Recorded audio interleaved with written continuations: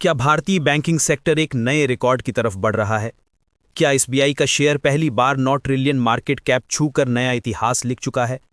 और क्या वाकई ब्रोकरेज हाउस इसे 1120 रुपए तक जाने का अनुमान लगा रहे हैं? आज इस बड़ी खबर को विस्तार से और आसान भाषा में समझते हैं। एसबीआई ने सोमवार को एक अभूतपूर्व रिकॉर्ड बनाया। स्टेट बैंक ऑफ इंडिया अब आधिकारिक रूप से 9 ट्रिलियन मार्केट कैप क्लब में शामिल हो गया है। यह उपलब्धि हासिल करने वाला यह पहला सरकारी बैंक है। एसबीआई अब देश की उन चुनिंदा दिग्गज कंपनियों में शामिल हो गया है जिनकी मार्केट वैल्यू 9 ट्रिलियन से ऊपर जा चुकी है। अब सवाल, एसबीआई के शेयर में इतनी तेज उछाल क्यों? सोमवार के इंट्राडे में एसबीआई का शेयर 975.80 के नए हाई पर पहुंच गया।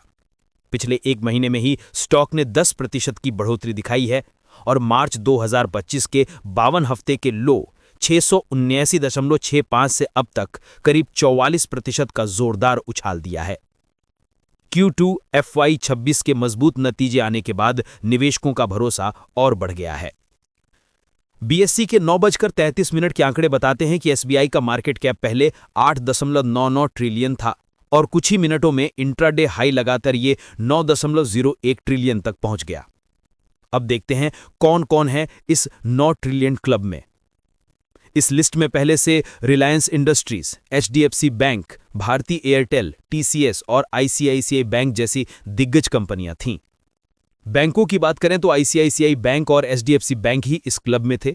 अब एसबीआई तीसरा बैंक बनकर इस एक्सक्लूसिव लीग में शामिल हो गया है।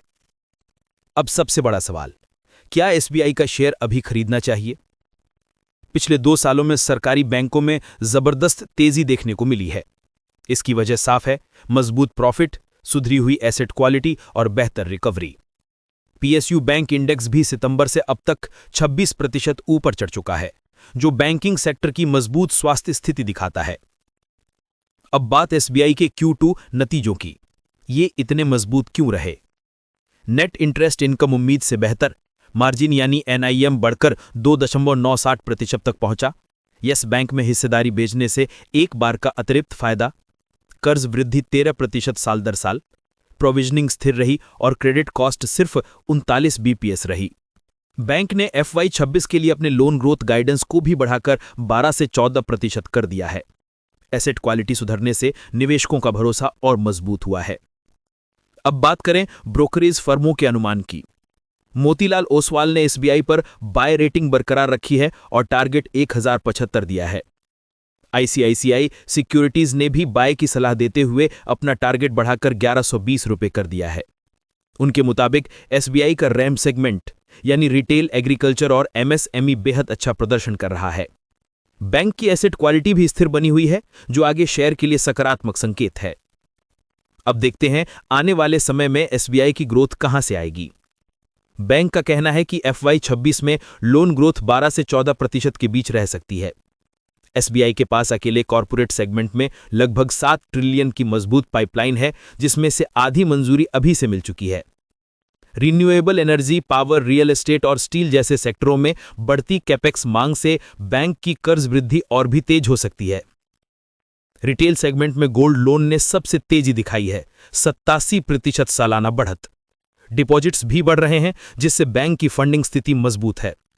विशेषज्ञ मानते हैं कि FY26-27 के दौरान एसबीआई की कुल लोन ग्रोथ करीब 12.5% CAGR रह सकती है। तो ये था एसबीआई की ऐतिहासिक 9 ट्रिलियन मार्केट कैप क्लब में प्रवेश की पूरी कहानी, डेटा के साथ, विश्लेषण के साथ और बड़े ब्रोकरेज हाउस की राय के साथ। अगर आप चाहते हैं कि ऐसे महत्वपूर्ण बैंकिंग अपडेट और मार्केट एनालिसिस आपको सबसे पहले मिले, तो चैनल को सब्सक्राइब करें, वीडियो को लाइक करें और अपनी राय कमेंट में जरूर बताएं। मिलते हैं अगले वीडियो में एक और बड़े अपडेट के साथ।